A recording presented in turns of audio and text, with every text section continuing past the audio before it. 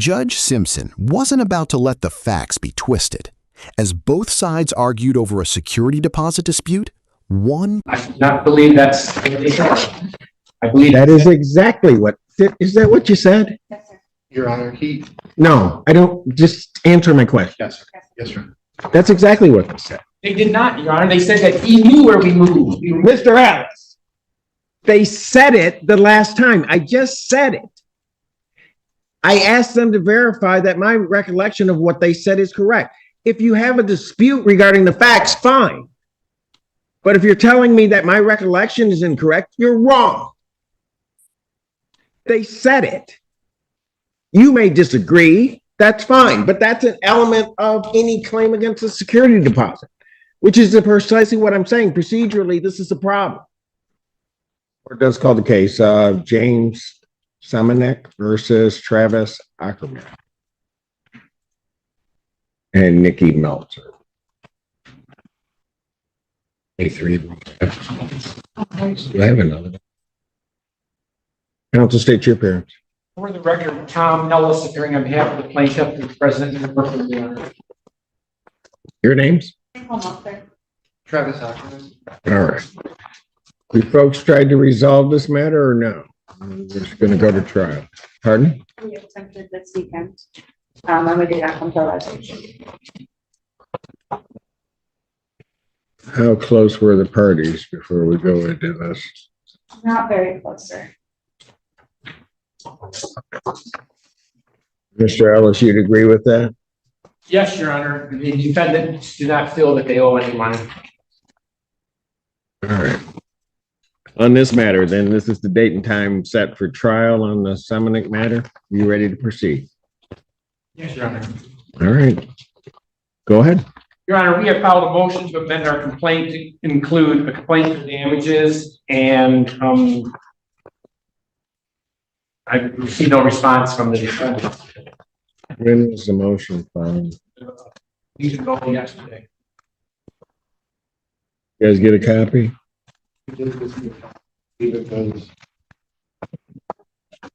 Yes, sir. It was addressed on May 21st. I don't see a copy of a motion. I can approach the bench and give a copy. Do you see it in our thing that it was filed? You do? Yeah. I have a note on May 20th, plaintiff submitted motions from it may have been filed in Saline. Why did you reach out to obtain a copy? Do you need me to reach out to obtain a copy? I've got one in front of me. When did you guys get a copy of this? It was dated May 21st, 2024. Say a few days A after few that. days after that, In what? just before heading into Memorial Day weekend. 21st? Yeah, this was dated May 21st. Well, what date did you get the postmark? What is that? Postmark on May 21st right here. It's the date that it was sent out. So this is raising issues that they're entitled to answer regarding the security deposit. Well, the lease provides that the security. It doesn't matter what the lease is. I'm talking procedurally.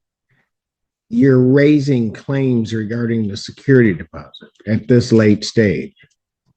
Well, they didn't leave a forwarding address, Your Honor. Well, but that would precisely my point.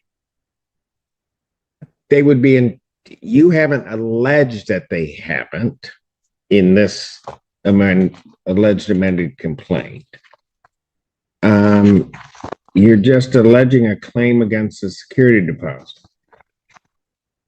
Because I think as we were here at the last hearing, when we were talking briefly about it, they had indicated that they had provided a forwarding address. I do not believe that's what they said. I believe That is exactly what, is that what you said? Yes, sir. Your Honor, No, I don't, just answer my question. yes, yes, sir. That's exactly what they said. They did not, Your Honor. They said that he knew where we moved. Mr. Ellis, they said it the last time. I just said it. I asked them to verify that my recollection of what they said is correct. If you have a dispute regarding the facts, fine. But if you're telling me that my recollection is incorrect, you're wrong. They said it. You may disagree. That's fine. But that's an element of any claim against a security deposit, which is precisely what I'm saying. Procedurally, this is a problem.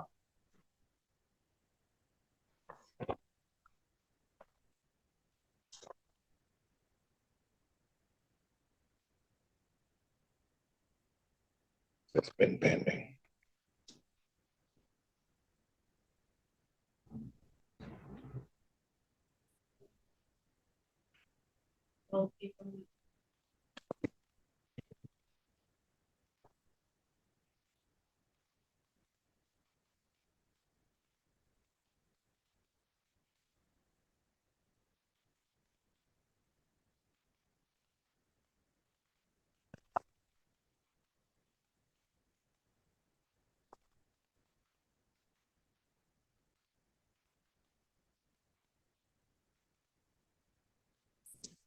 They're entitled to answer, first of all, the motion to amend, and this is the procedural route. They're entitled to answer the motion to amend. They haven't been provided. Was this mailed to them? Yes. You know, under the court rules, that's not enough time. You can't mail it.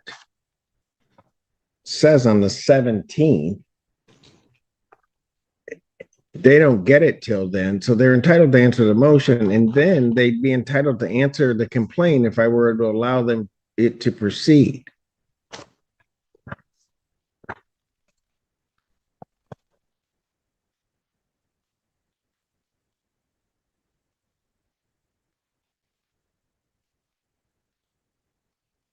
Folks, do you know what you want to do on the motion?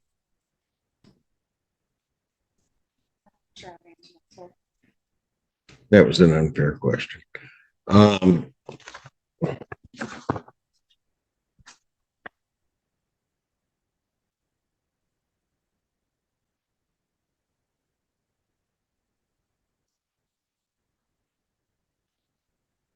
Folks, do me a favor. Can you look at that amended complaint for me?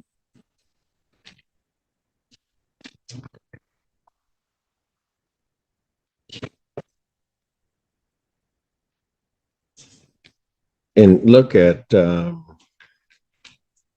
paragraph 3.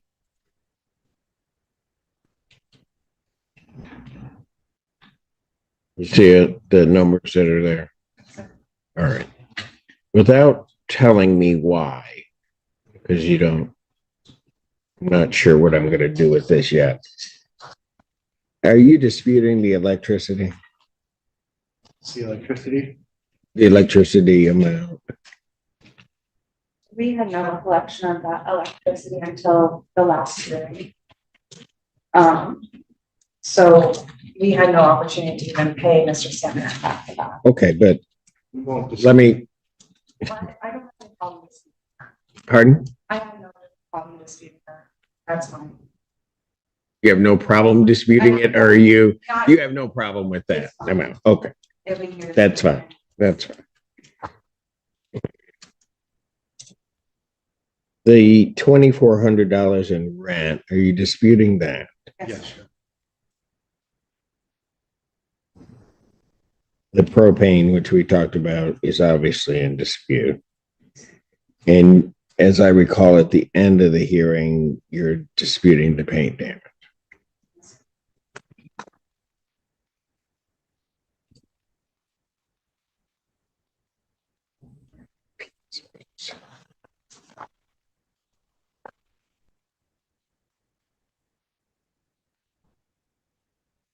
Mr. Ellis, why should I allow this amendment at this late date? Pardon me, Your Honor? Why should I allow this amended complaint because it raises new claims. Well, I thought since they did not answer the complaint, we have the absolute right to file an amended complaint without leave of the court. And they never answered the complaint. So the landlord-tenant proceeding, they can answer orally. Jeez, oh Pete. Know the procedure before we walk in, counsel. Court's gonna stand in recess.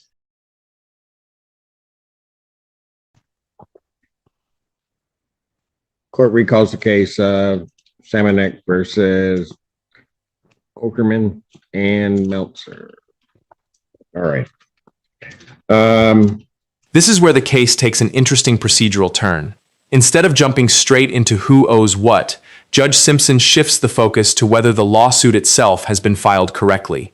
In civil court, procedure matters just as much as the facts because both sides have a constitutional right to notice and an opportunity to respond.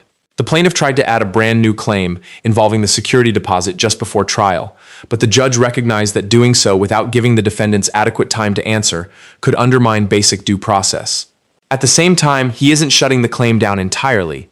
He's looking for the fairest path that lets both sides fully present their case. Do you think the judge is protecting fairness here, or is he giving the plaintiff another chance after making a procedural mistake? Couple of things here. First thing, the motion filed before the court is, I'll say it this way. Usually leave is freely given to amend. This motion, the court could consider to be an untimely filing of the motion to amend the complaint, mainly because it doesn't. It changes the claims and makes a claim against the security deposit.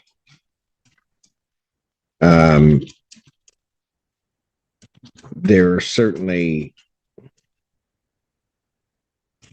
disputes, I guess, as to whether or not the Security Deposit Act has been complied with. Now, what that means, since you are operating in pro per, I would just indicate if it hasn't been complied with and wrongfully withheld, you could, under the Security Deposit Act, be entitled to double damages. That is one of the penalties under that act.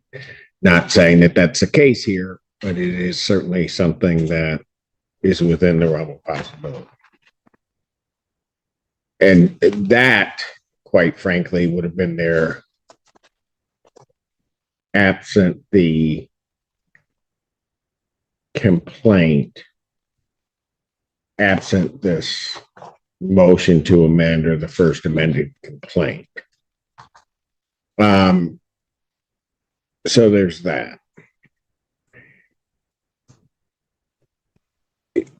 To try to get this matter resolved, and the court really is of two minds. One, given the timing of this and the setting for trial, I almost don't want to permit the amendment of the complaint. However, what would in effect happen is, in this court's mind, litigation regarding it would happen in any event, whether initiated from the defendants or whether initiated from the plaintiff. So my thought is to just get everything here and try to resolve it. However it gets resolved through trial, right? Having said that, the other problem then arises. So let me back up a second. So for you guys, that would be that unless you're objecting to the motion itself, you're then entitled to answer, which I would grant the motion. So let me make it easy. All right. So you don't spend your time with that. Then you're entitled to file an answer regarding the complaint. Okay. And basically it's an admit or denial or put forth your position regarding each of the allegations that's in this complaint. Now, having said that,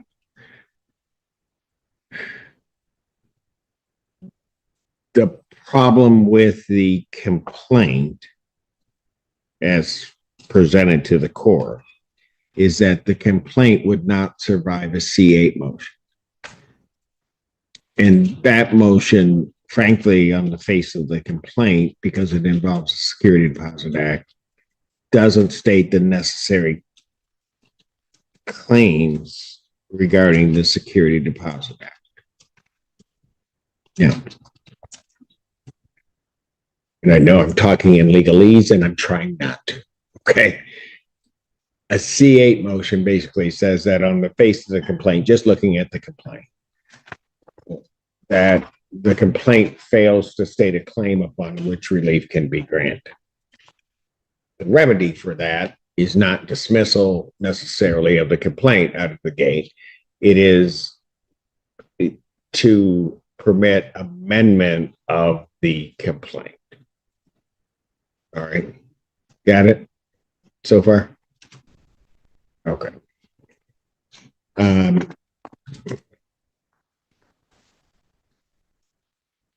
When a claim is made against the Security Deposit Act, there are certain, as I've indicated, certain requirements. Certain of those requirements must be pled,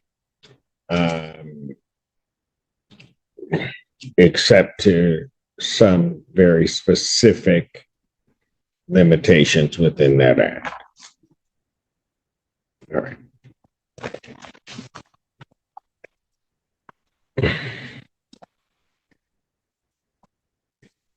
So what I'm going to order is this. And folks, if you don't understand anything that I'm saying, just because this is an awkward posture for this case to be in, but just go ahead and ask me and I'll answer it.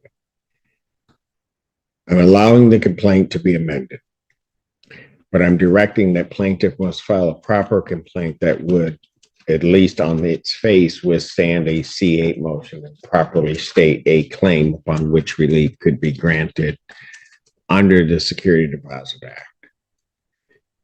Plaintiff is to do that within 10 days. Defendant then has, I'm going to require a written answer this time. Defendant to file a written answer to the complaint.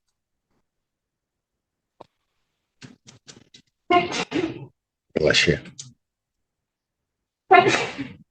Within 10 days after receipt. Okay. So I need an amended complaint from the plaintiff. 10 days out. Once you receive it, even if that 10 days hasn't expired, you need to answer within 10 days of receipt.